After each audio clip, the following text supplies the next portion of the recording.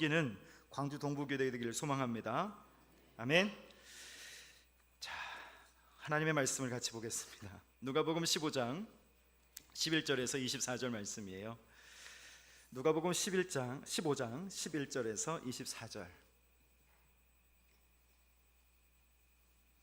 우리 한 절씩 천천히 교독하겠습니다. 또 이르시되 어떤 사람에게 두 아들이 있는데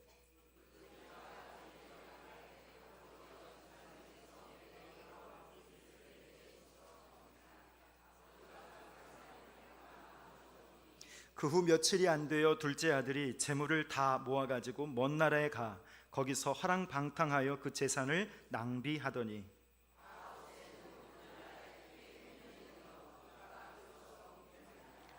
가서 그 나라 백성 중 한 사람에게 붙여 사니 그가 그를 들로 보내어 돼지를 치게 하였는데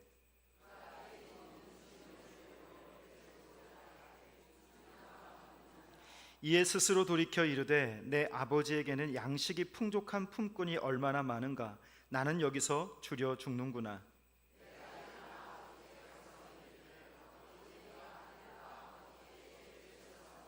지금부터는 아버지의 아들이라 일컬음을 감당하지 못하겠나이다. 나를 품꾼의 하나로 보소서 하리라 하고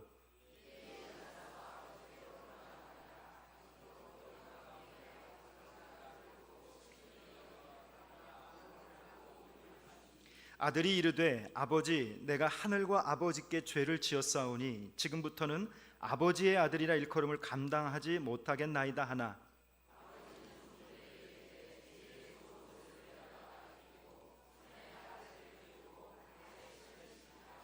그리고 살진 송아지를 끌어다가 잡으라. 우리가 먹고 즐기자. 이 내 아들은 죽었다가 다시 살아났으며 내가 잃었다가 다시 얻었노라 하니 그들이 즐거워하더라. 아멘. 누가복음 15장의 말씀을 지난주 그리고 이번 주 함께 연결해서 좀 여러분과 나누고자 합니다.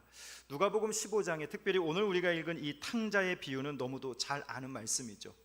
그러나 이 기독교에서 굉장히 중요한 복음적 메시지를 담고 있는 부분이 오늘 이 본문이기도 합니다.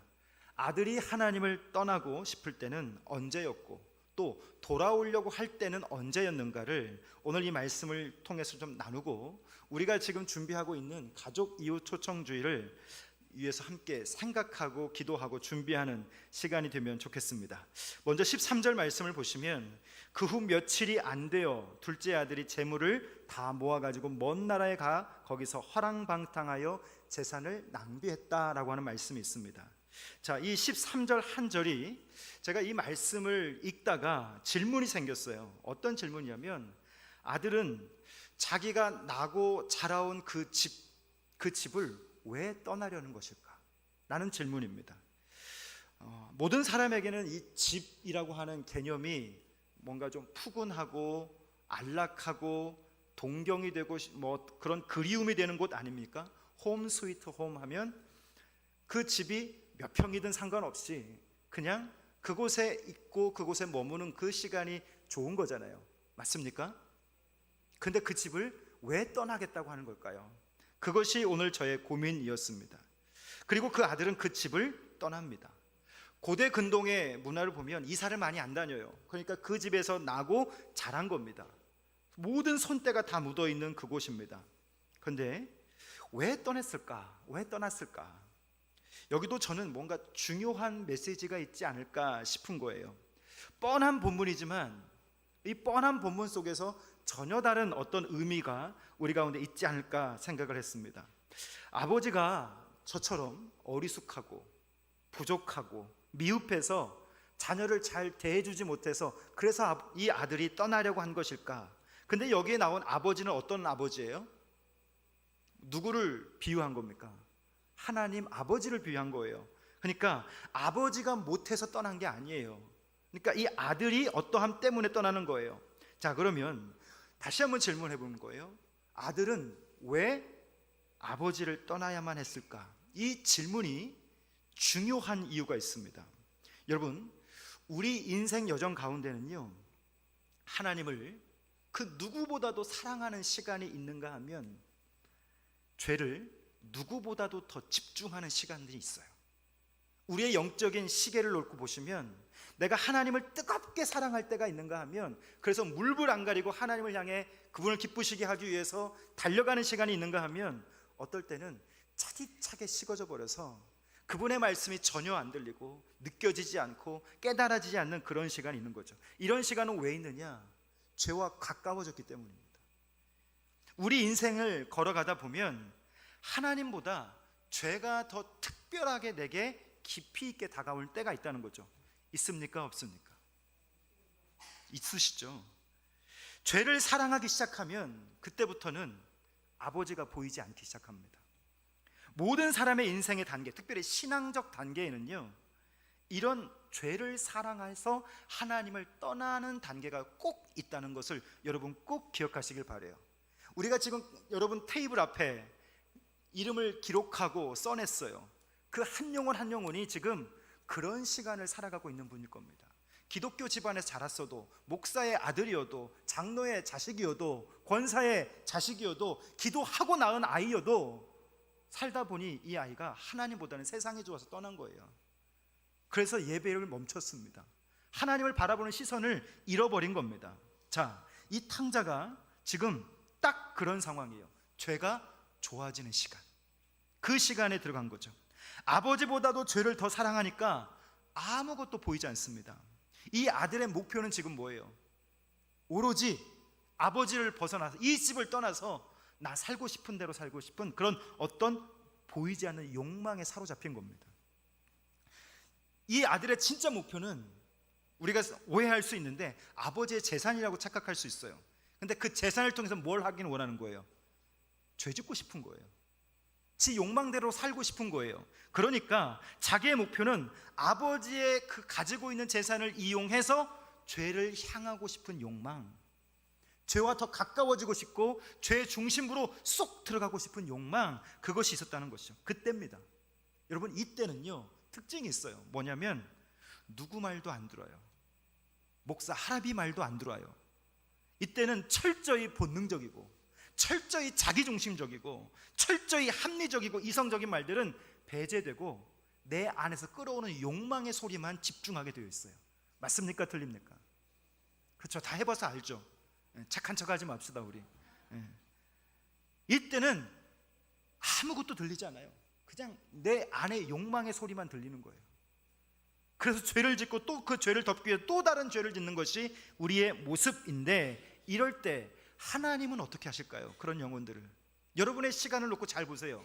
내가 그렇게 하나님을 탈출해서 벗어나서 죄로 가까워지고 있을 때 하나님은 여러분에게 어떻게 하셨습니까? 저에게 있어서 하나님은요 침묵하셨습니다.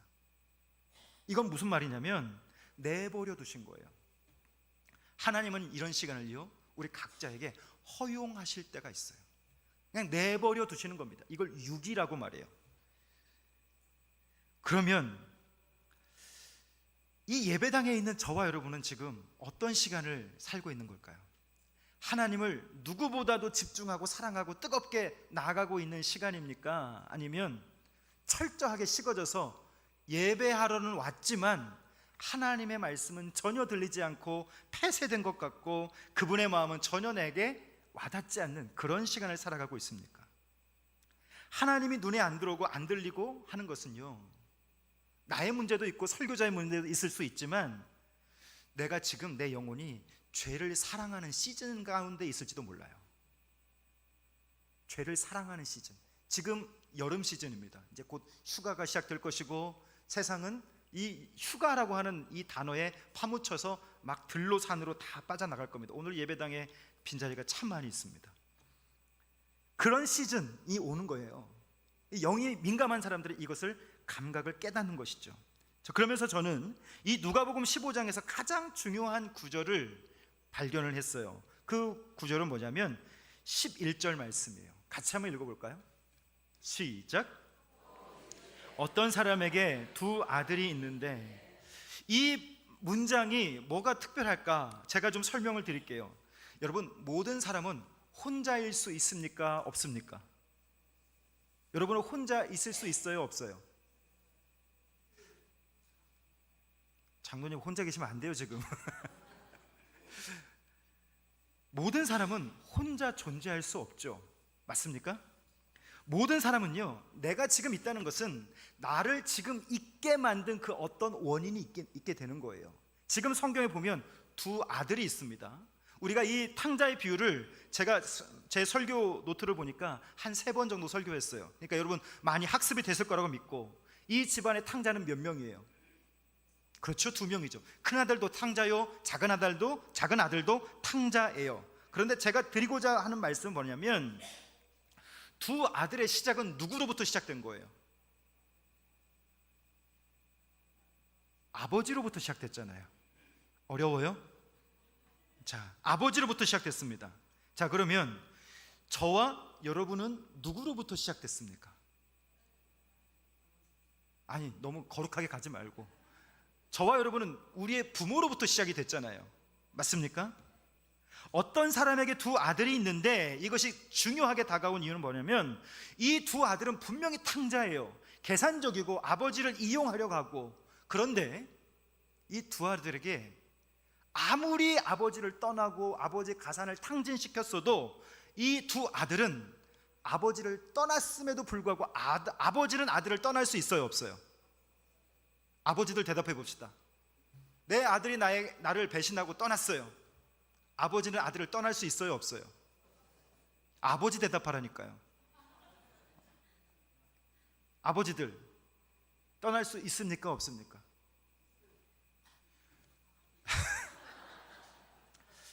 자, 오늘 예배가 아주 혼란스럽습니다. 제가 아버지가 되니까 우리 아들들이 커가면서 참 많은 배신감도 주고 실망감도 줘요. 그런데 우리 아들들은 그렇게 해서 이제 군대도 가고 뭐 떠나겠죠. 근데 저는요, 여러분은 어떻게 저를 보실지 모르겠지만 저는 못 떠날 것 같아요. 영장 나왔는데 그 영장 보면서 울었어요. 군대 간 것도 아닌데, 이제 이놈이 벌써 군대 가는구나 하니까 벌써 막 마음이 찡해지고 막 이러는 거예요. 제가 그런 아버지란 말이에요. 13절 말씀을 그런 관점에서 한번 같이 보겠습니다. 13절 시작. 둘째 아들이 재물을 다 모아 가지고 먼 나라에 가 거기서 허랑방탕하여 재산을 낭비하더니 그랬습니다. 여러분, 이 아들은 자기가 죄를 짓고 싶어서 모든 수단과 방법과 계략을 다 동원해서 아버지의 재산을 취했습니다, 결과. 근데 그 아버지는 그러니까 이 아들은 아버지 자체를 원한 것이 아니라 아버지가 갖고 있는 그 무엇을 원한 것이죠. 우리가 신앙생활할 때 여러분 잘 기억하셔야 돼요. 신앙생활할 때 아버지를 이용하려만 하면 안 됩니다. 신앙생활은 아버지 자체를 구하는 거예요. 아멘. 웨스트민스터 그 요리문답에 보면 가장 첫 번째는 하나님을 기쁘시게 하는 게 우리의 목적이 아니라 하나님 그분 자체를 기뻐하는 것이 우리의 목적이에요. 동의하십니까? 이게 신앙생활이에요. 그러니까 하나님이 주시는 그 무엇을 바라고 내가 신앙생활하는 게 아니라 그냥 그 하나님 자체가 기뻐서 신앙생활하는 거야 한단 말이에요. 그러니까 오늘 이 아들은 아버지 자체를 원한 것이 아니라 아버지가 주는 그 무엇을 원한 거죠. 아들은 아버지가 필요 있습니까, 없습니까? 필요 없는 거잖아요. 이 아들이 아버지가 필요하다고 말할 수 있는 건 결국 뭐냐면 자기의 결핍, 자기의 필요, 자기의 욕망을 위해서 아버지가 공급해주는 그것만 바라고 있는 거죠. 자신의 목표를 그래서 이뤘습니다. 그러니까 아버지를 이용한 거죠. 그리고 15장 유산을 달라고 한 말의 의미를 지난 이 본문을 가지고 여러분과 나눴을 때 어떤 의미였냐면, 페르시아 고대 근동의 사람들이 아버지의 재산을 분배할 때는 아버지가 죽을 때예요. 그러니까 만약에 아버지가 살아있음에도 재산을 요구했다는 건 어떤 뜻이냐면 나는 이제 아버지가 죽었다고 간주하고, 이 말인 거예요. 그러니까 폐륜인 겁니다. 근데 어떤 선교사님 책에 보니까 어떤 선교사님이 지금도 지금 막 전쟁 다시 벌어지고 있잖아요. 그 동네에서 선교하시는 분이 이런 기록을 남겼더라고요. 자기가 이 신약 성경에 있는 이 비유를 가지고 그 당시 그 마을의 촌장에게 이 비유를 설명했더니 그 촌장이 노발대발했대요. 어떻게 그런 아들이 있을 수 있냐고. 21세기에도 아직도 통용되지 않는 정서란 말이에요. 그러니까 이 정서는 있을 수 없는 정서를 지금 말하고 있는 거죠. 아들은 아버지를 버리고 멀리 떠났는데 아버지는 아들을 떠났을까 못 떠났을까? 그렇죠. 이제 답이 제대로 나오네요. 아버지가 없는 것처럼 살려고 떠났지만, 아버지가 이 땅에 이제 더 이상 존재하지 않는다라고 생각하고 그 재산을 탈취하고 떠났지만, 아버지는 아들을 여전히 떠나지 못하고 있는 거죠. 그래서 저는 이 본문이, 이 아버지라고 하는 이 본문에 저는 밑줄을 그은 거예요. 사랑하는 성도 여러분, 예수 믿는 우리들도요, 죄로 하나님의 곁을 떠날 때가 있습니다. 죄라고 하는 것은요, 우리의 육의 눈을 열어주거든요. 우리의 육의 눈이 열어짐과 동시에 뭐가 닫히냐면 하나님을 향한 영의 눈이 닫히기 시작해요. 여러분, 이것을 꼭 기억하십시오. 지금 내가 나의 신앙 속에 하나님이 느껴지지 않고 들려지지 않고 깨달아지지 않는다면, 여러분은 지금 아마도 이 본문에 의지하자면 죄의 눈을 뜨고 있는 걸 겁니다. 그래서 영의 눈이 닫히고 있는 거예요. 나만 보여지고 있는 거예요. 그런데도 불구하고 여러분, 따라해 볼까요? 우리 아버지는 내가 떠나도 나를 떠나지 못하신다. 이것을 꼭 기억하십시오. 여러분의 가족 속에, 여러분의 친구들 속에 하나님을 떠난 이들이 있을 겁니다. 그들을 향한 하나님의 마음을 이 시간 우리가 알고 이 사람들을 위해서 우리가 기도하자는 거예요. 아멘. 하나님의 마음은 바로 그거죠. 이것이 탕자의 비유를 주시는 첫 번째 저에게 주신 메시지예요. 여러분, 우리 가운데도 죄를 사랑하고 있는 사람들이 있다면 오늘 하나님 아버지께서 우리를 스스로 돌이키실 때까지 기다리신다는 것을 꼭 기억하시길 바랍니다. 하나님은 나이스하셔서, 젠틀하셔서 기다리시는 거예요. 때가 이럴 때까지요. 죄를 사랑해서 하나님이 보이지 않는 그 사람들, 예배당에 앉아있지만 하나님이 보이지 않는 사람들이 있을 수 있어요. 그럼에도 불구하고 하나님은 그런 우리를 떠나지 않으십니다.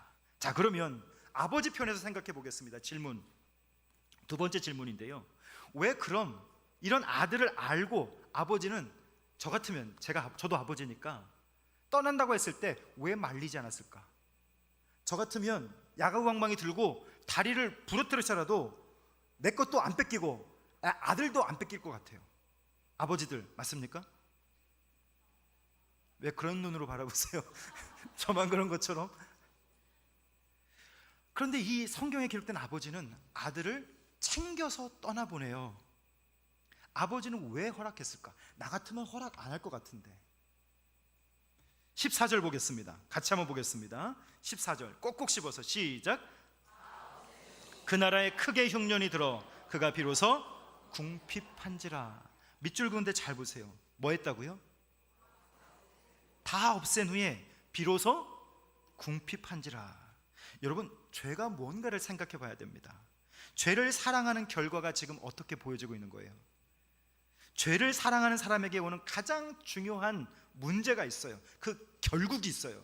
그 결국은 뭐냐면 공허함이에요. 죄를 쫓아서 욕망하는 대로 쫓아갔는데 그것이 한순간에는 쾌락이었고 즐거움이었어요. 만족이었어요. 그런데 결국 끝에는요, 모든 인류가 공통적이에요. 공허해진다는 것을. 공허해진다는 거예요. 죄 가운데 우리가 들어가면 마음속에 남는 결론은 뭐냐? 아무것도 존재하지 않아요. 텅 비어버린다는 거예요. 그래서 뭐가 찾아온지 아세요? 불안과 두려움과 공포가 찾아와요. 그것이 오늘 이 본문에서는 궁핍으로 기록되고 있는 거죠. 그리고 15절 16절 그 말씀이 이어집니다. 같이 시작.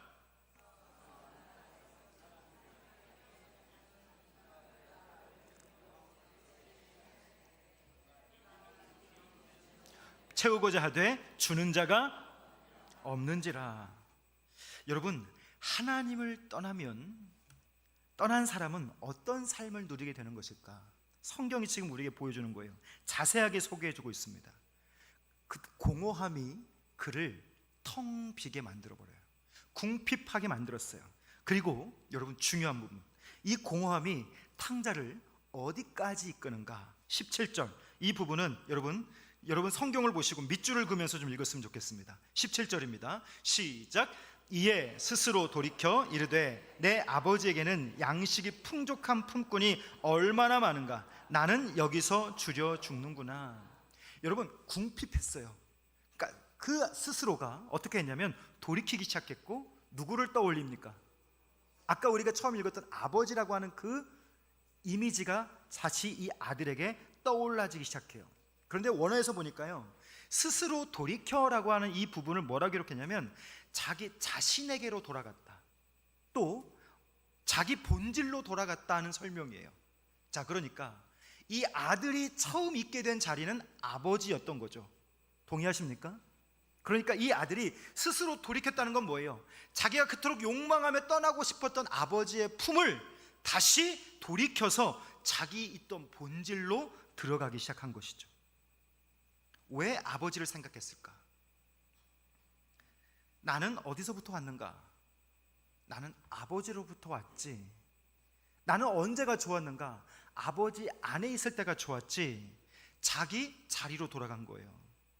사랑하는 성도 여러분, 이 세상에 우리가 믿든 안 믿든 모든 인생에는 고난이라고 하는 공통된 장애물이 존재합니다. 어려움이 존재하게 돼 있죠. 근데 이 어려움을 통해서 하나님은 어떤 걸 주시냐면 우리 안에 돌이키고 싶은 마음을 주세요. 우리가 전도하자고 하는 이유는 때를 얻든지 못 얻든지, 요즘 얼마나 인생이 힘듭니까? 거리마다 사람마다 다 힘들다고 아우성이에요. 이 힘든 시기를 모든 인생이 다 공통되게 통과하고 있는데, 예수를 믿지 않아도 하나님을 멈추는, 예배하는 것이 멈췄어도 그들 속에서는 어떤 마음이 일어나냐면 하나님께로 가고 싶은, 돌이키고 싶은 마음이 일어난다는 것을 여러분 꼭 기억하시길 바라요.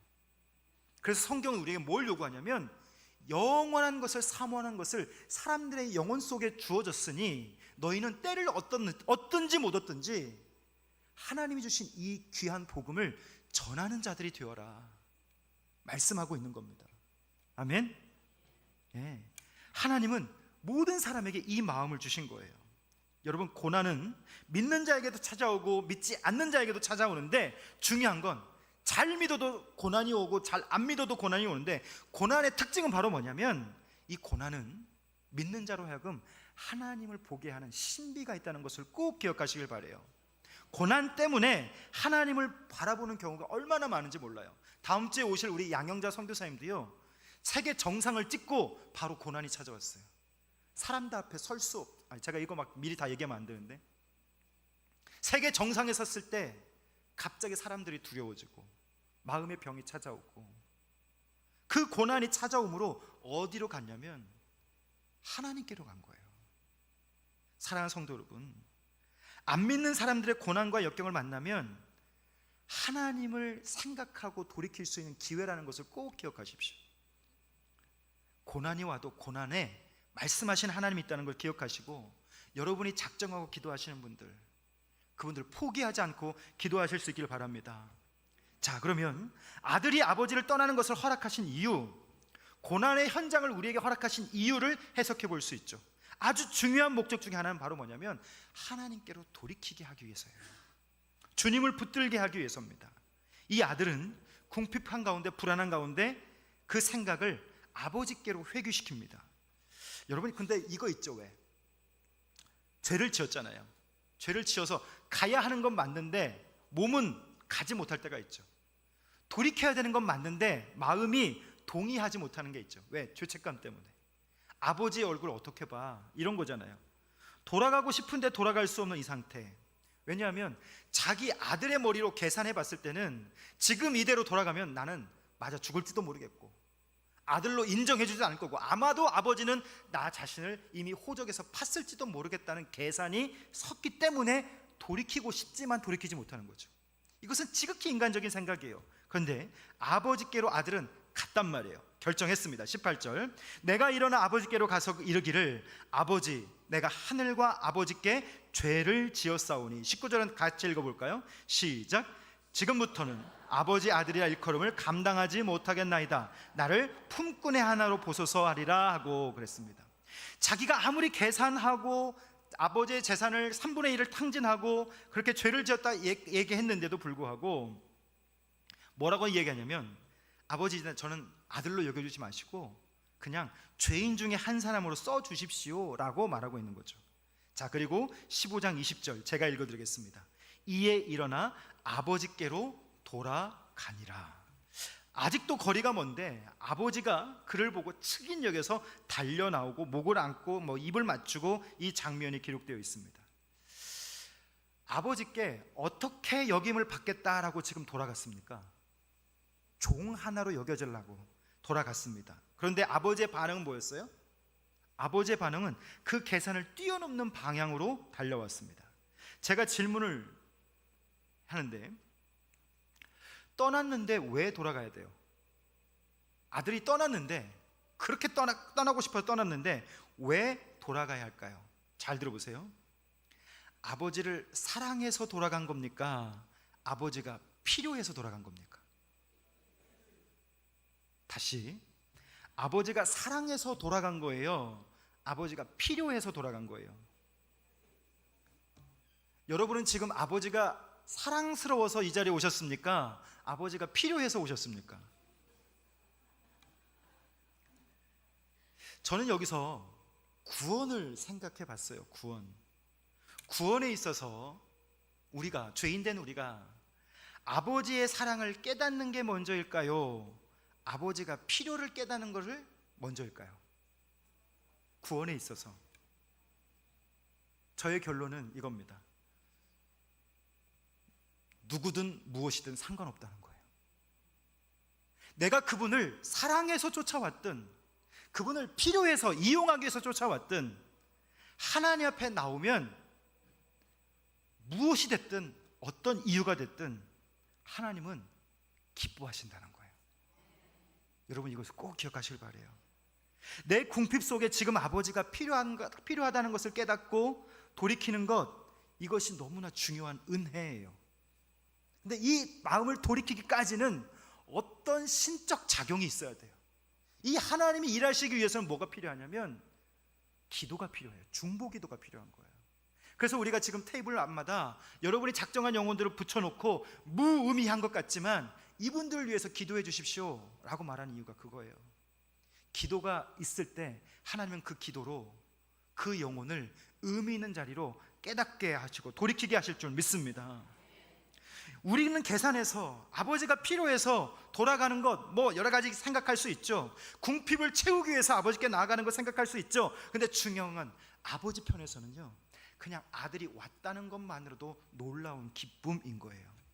본문에서 비춰주는 아버지의 속마음, 제가 가끔씩 우리 가정에서 또 우리 교역자들 사이에서 그 오해를 받는 게 있어요. 저의 표정과 시선과 태도 때문에 아빠가 뭔 일이 있지 않을까라고 생각하는 거예요. 근데 저는 아무 문제 없어요. 가끔씩 제 표정이 굳어질 수도 있고 어떻게 태도가 달라질 수도 있겠는데, 우리 아들이 좋은 일이 있어서 아빠하고 와서 막 조잘조잘 떠들려고 할 때 아빠가 무반응으로 이렇게 짝 찢어지는 눈으로 아들만 이렇게 가만히 바라보면 그때부터 아내에게 견제가 들어옵니다. 아들이 말하면 다소곳하게는 못할 망정 친절하게 대우하거나 그랬니 공감을 해주거나 이렇게 해줘야 되는데 가만히 있는다고 막 핀잔을 주는 거예요. 여자들은 몰라요, 아버지의 속마음을.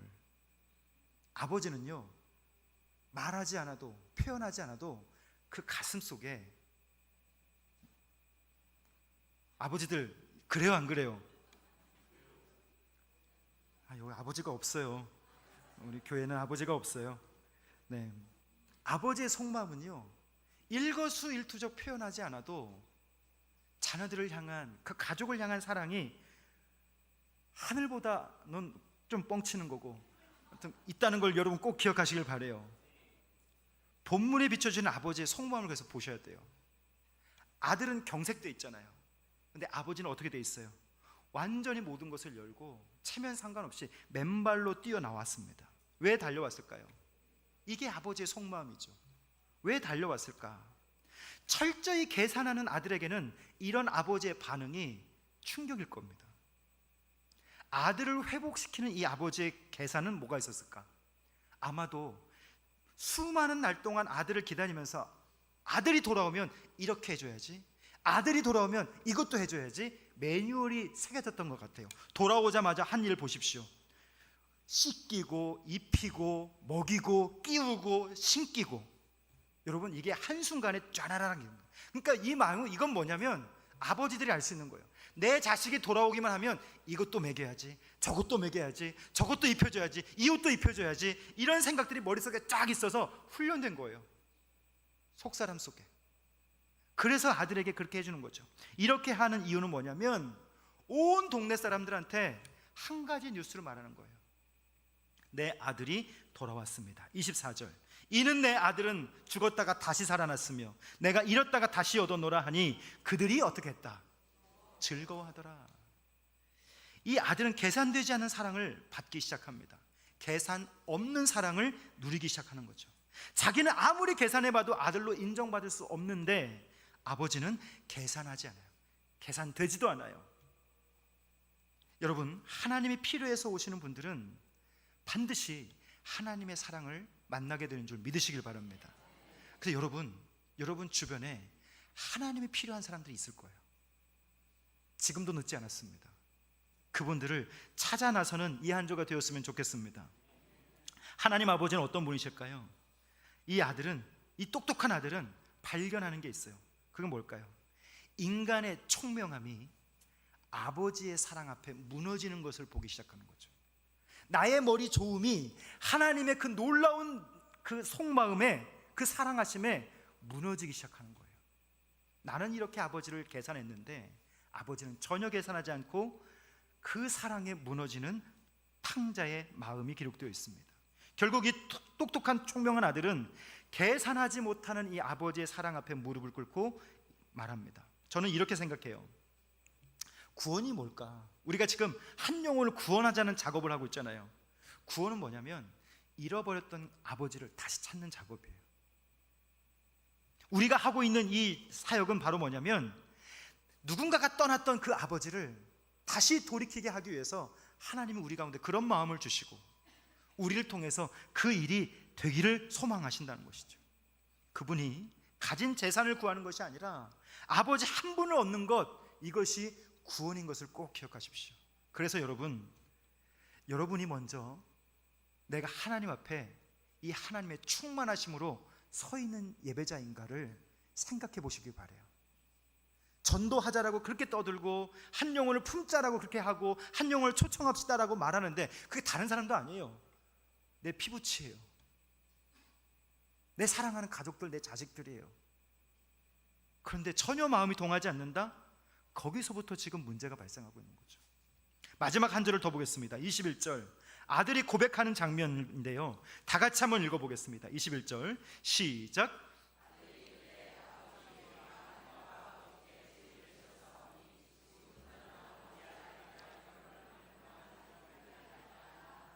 아멘. 저는 이 본문을 밑줄을 긋고 뭐라고 썼냐면 아들의 신앙 고백이라고 썼어요.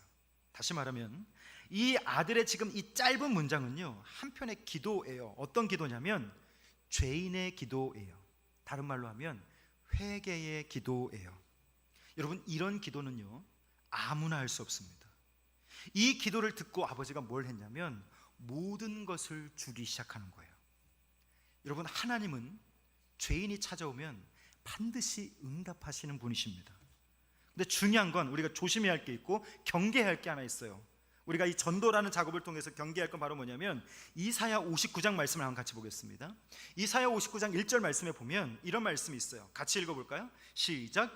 여호와의 손이 짧아 구원하지 못하심도 아니요 귀가 둔하여 너희의 기도를 듣지 못하심도 아니라. 이 말은 뭐냐면 귀가 둔해서 하나님이 그 부르짖음을 듣지 못하는 게 아니라 기도를 듣지 않으실 때가 있어요. 하나님이 어떨 때 기도를 듣지 않으시는가? 59장 2절 시작. 오직 너의 죄악이 너희와 너희 하나님 사이를 갈라놓았고 그 다음 너희 죄가 그 얼굴을 가리어서 너희에게서 듣지 않으시게 함이라. 어떤 때 하나님이 듣지 않으시는 거예요? 죄가 하나님과 나 사이를 가로막아서 내가 아무리 하나님을 향한 기도를 해도 그 죄 때문에 내 얼굴을 가리고 나를 가려서 하나님이 듣지 못하시는 거예요.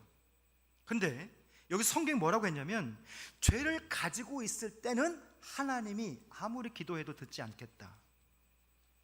내가 죄를 품고 있는 한, 내 안에 죄가 자라고 있는 한 하나님은 기도를 들으지 않으시는 거예요. 그리고 시편 66편 18편에 이런 말씀도 있습니다. 같이 시작. 내가 나의 마음에 죄악을 품었더라면 주께서 듣지 아니하시리라. 너무나 중요한 말씀이에요.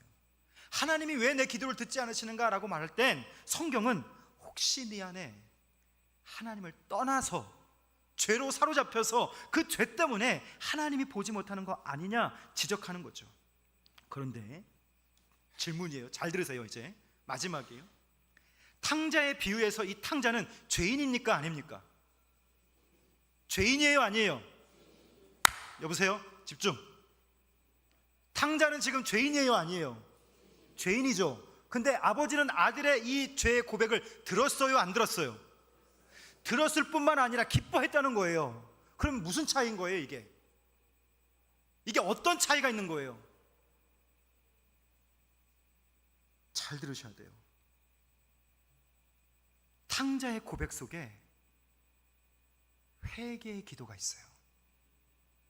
자기가 누구인지를 깨닫는 기도가 있어요. 나는 아버지 앞에 죄인입니다.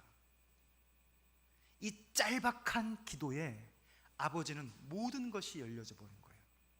이게 아버지의 속마음이에요.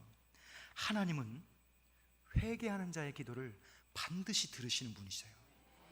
그 사람이 어떤 죄인이어도, 아무리 심각한 죄인으로 이 사회를 어지럽게 한 사람이어도, 그 사람이 하나님께 돌아오면, 내가 죄인이라고 하는 것을 깨닫고 하나님 앞에 돌이키기만 한다면 하나님은 그 영혼을 품으시는 아버지라는 걸 줍니다.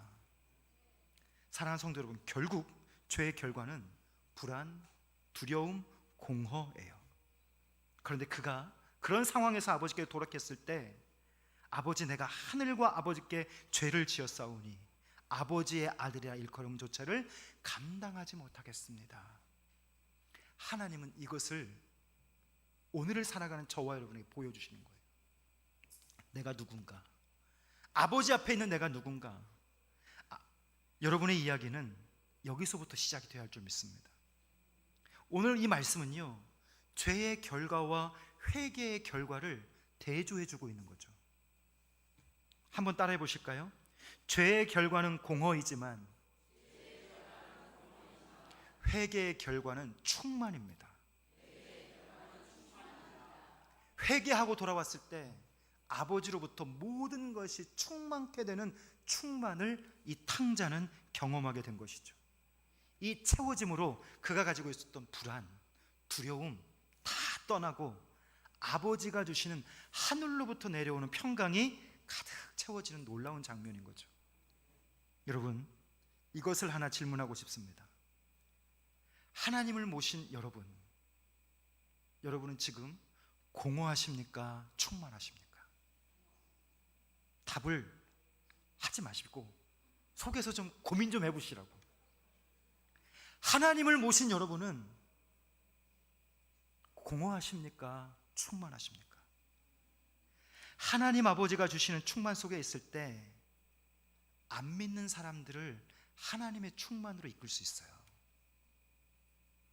혹시라도 저와 여러분의 인생 가운데 예수를 믿으면서도 지금 나의 시즌이 죄를 사랑하는 시즌, 그런 시즌 속에 들어간 분이 있다면 오늘 아버지 집에 다시 돌아와서 아버지 품에 안기는 회복의 은혜의 예배가 되기를 주님의 이름으로 축복합니다. 마지막으로, 여러분은 충만하십니까? 우리가 평안하지 않은 이유는요, 충만하지 못했다는 이유는 문제가 없어서가 아니라, 문제가 있어서가 아니라, 가진 것이 없어서가 아니라 죄를 사랑하기 때문에 지금 내가 공허할 수도 있겠고, 죄를 사랑하기 때문에 아버지를 떠난 것일 수도 있겠고, 죄를 사랑하시는 것 때문에 지금 내가 하나님이 들려지지 않을 수 있는 겁니다. 오늘 우리가 다른 영혼들을 초대하기 전에 내가 먼저 주님으로 충만한 자인가 점검하시고 이 귀한 말씀을 한 주 동안 묵상하셔서 내게 주시는 마음대로 그 마음을 붙잡고 한번 하나님으로 살아가는 귀한 한 주가 될 수 있기를 주님의 이름으로 축복합니다.